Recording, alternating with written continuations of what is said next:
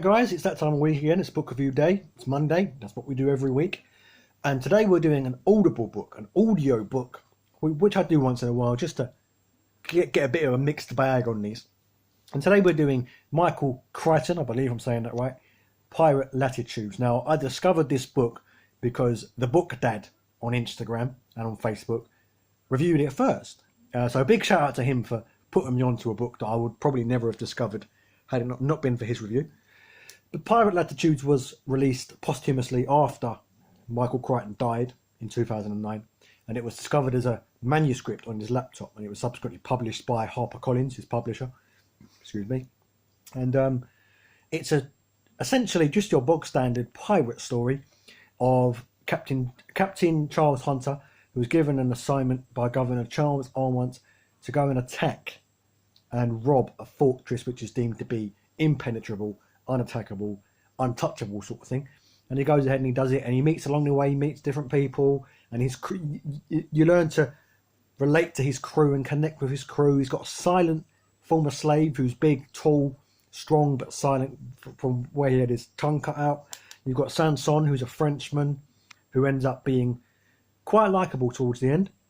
You've got some other characters, and they're all very, very likeable, very relatable, very alive in many ways. And that, I think, is where one of the areas where this book is really strong. Another area it's strong is in its action sequences. It's fast-paced.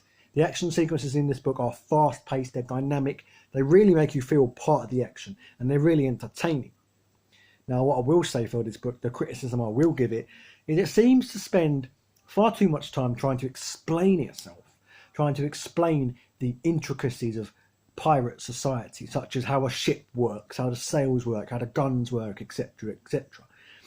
And that, for me, I found a bit of a letdown. It almost felt like it was filler.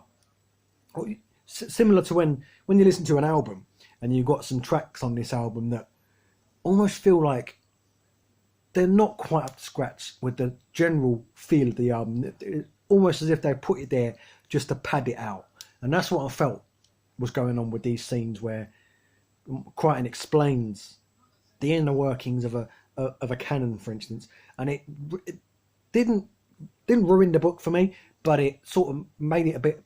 It was a bit of a pet peeve of mine, if you will, reading this book, because if I'm reading a story about pirates, I want the inner kid in me to be fulfilled. I don't want to read about the inner mechanical workings of a cannon or any of that kind of stuff. I want to be entertained. I want to be dazzled, and that did happen, but I felt like the whole experience was somewhat let down by this insistence on explaining to us repeatedly the ins and outs of certain things. So Captain Charles Hunter is a dashing pirate.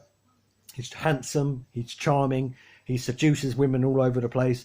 He runs around like a lunatic, he gets himself in daring situations where he knows there's a high likelihood he'll die, etc., etc.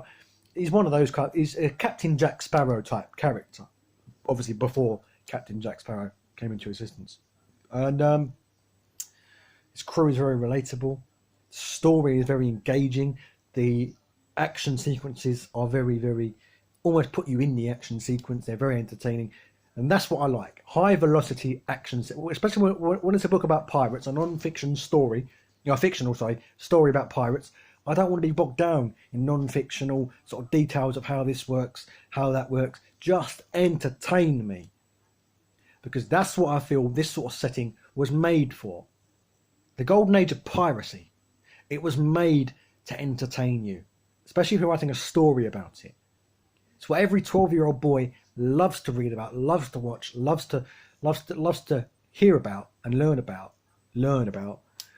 Is that kind of dashing bravery, pirates robbing a fort and stealing treasure, and cutthroats and bandits and, corrupt governors. And you'll hear about all of that in this book.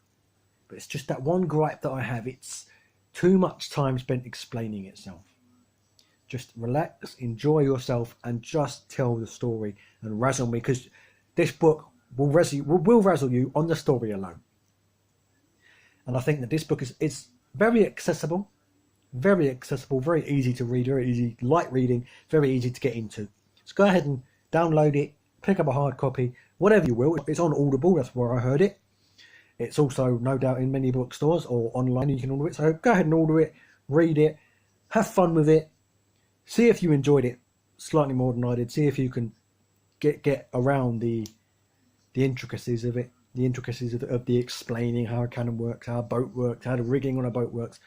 And just, this is a book that isn't meant to be read and analysed and taken seriously. This is a book that's just meant to be read, to be enjoyed. Now, this is my first exposure to Michael Crichton.